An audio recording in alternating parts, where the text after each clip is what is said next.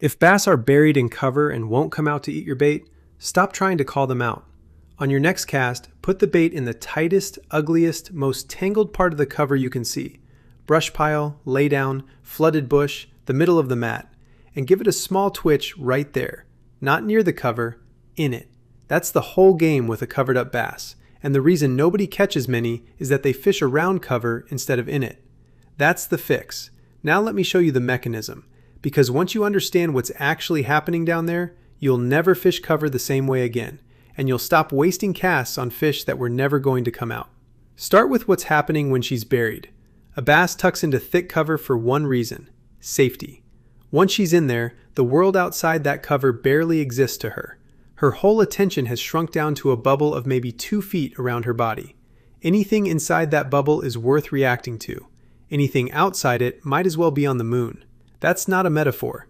That's what her strike zone actually is when she's holed up. In open water, she'll chase a bait 10, 15 feet as she's fired up. In heavy cover, her strike zone can shrink to less than a rod length. She doesn't want to move, she doesn't need to move, and she won't move. Not because she's not hungry, but because everything she cares about is happening within arm's reach. So here's the problem with how most anglers fish cover. You pull up to a laydown or a brush pile, and you're worried about getting snagged, so you fish parallel to it. You cast past it and drag past it. You throw a shallow crank that runs alongside it. All of your baits are passing 3, 4, 5 feet from where the fish actually is. And to her, 3 feet might as well be a mile. She sees your bait go by, if she sees it at all, and she doesn't move. You leave thinking the spot was empty. It wasn't. She was 2 feet inside the cover, and your bait never entered her world. This is why the same brush pile gets fished 10 times by 10 anglers with nothing to show for it, and then one guy comes along, flips a jig right into the middle of it, and pulls out a 5-pounder. He didn't find a different fish. He was the first one to fish where she actually was. So the whole game changes. You're not trying to attract her out of cover. You're trying to deliver a bait into her personal space and trigger a reflex.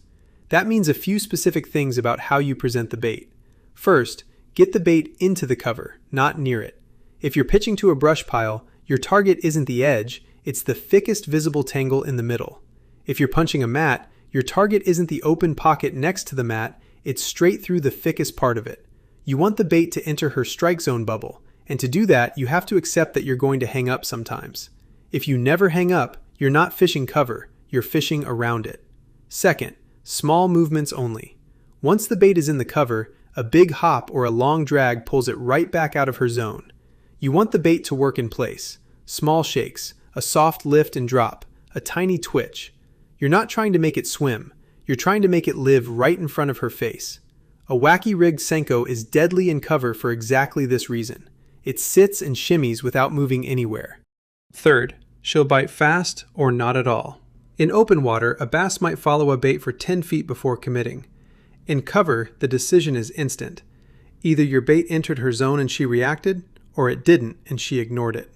So don't sit there working a piece of cover for 2 minutes hoping she'll come around.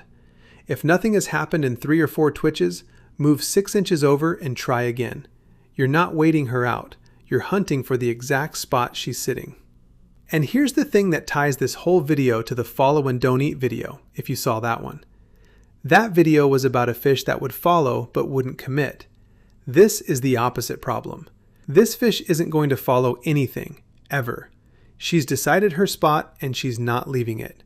2 totally different fish, 2 totally different techniques. The follow fish needs a trigger you show her. The cover fish needs a bait delivered to her doorstep. Confusing those two is why anglers keep doing the same thing everywhere and only catching half the fish they could. Now, the part that saves you from applying this wrong. When does this not apply? The big one is active, feeding, aggressive fish. If bass are up on flats chasing bait, busting on top, hunting in open water, they've abandoned cover for the day and gone hunting. Fishing tight to cover then is fishing where they used to be, not where they are. Read the situation. If there's obvious feeding activity, forget cover, get out where the food is. The second exception is cold water. In really cold water, winter conditions, bass in cover can genuinely be slower than the 2-second strike window idea suggests. They might need a bait sitting dead still for a lot longer, sometimes 20 or 30 seconds before they decide to eat. So the general, if nothing happens in 3 or 4 twitches, move rule flexes in cold water. Slow way down. And the third, very heavily pressured fish.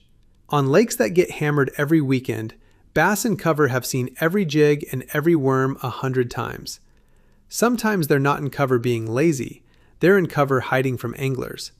Same location, totally different psychology, and often a smaller, more subtle bait fished even further into the cover is what unlocks it. But most days, when the fish aren't on top and you're grinding cover with nothing to show, it's not that the fish aren't there, it's that your bait isn't. Get it in the cover, work it small, move fast when nothing happens. The bass in cover isn't ignoring you. She's not even seeing you. Fix that, and she has no choice but to react. Tell me in the comments, what's the deepest into cover you've ever pitched a bait and caught one on? I want to hear the ugly tangle stories.